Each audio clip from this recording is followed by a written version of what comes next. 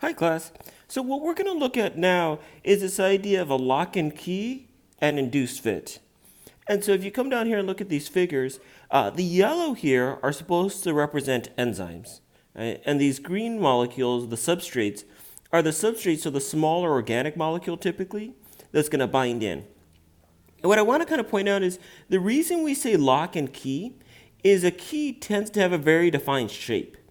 And the lock has a shape that complements it. So if you kind of look at the shape of this one, you could see how these pieces here would fit really nice into them, and they're labeled A, B, and C. And so you get this really nice matchup where these groups, as it slides in, would fit in perfectly. And you kind of see that here where you have that really nice matching. So just like this here would be the key, and the enzyme would be the lock. And you get this really nice matching when the two pair in. The other idea is that the initial enzyme looks, so if you look here to the right, looks nothing like the substrate, right? The way these grooves are set up have nothing to match here. But as this approaches and gets closer to the enzyme almost grabs it. You can almost think about the way your hand would curl around something as you're grabbing it. And that's what happens here, and you get those really great interactions. And sometimes this one you even get tighter because it curls around the molecule, and so you get this really nice induced fit.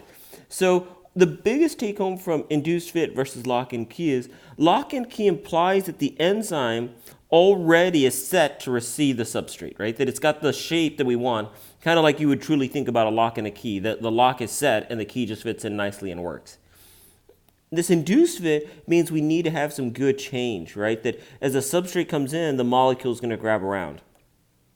All right, the last thing I want to point out is these interactions that kind of hold the groups together that you're seeing, it's not only through space, but also those small interactions. So what holds a lot of these together are things like hydrogen bonding, right? So if you have an OH group and some kind of group over here, you get a really nice hydrogen bond between them.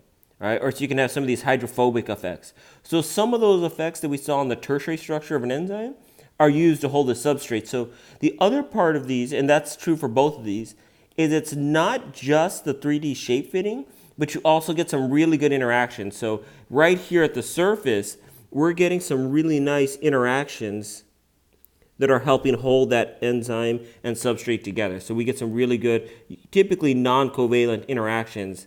They're going to keep these two groups stuck together. All right, I hope this was helpful, class.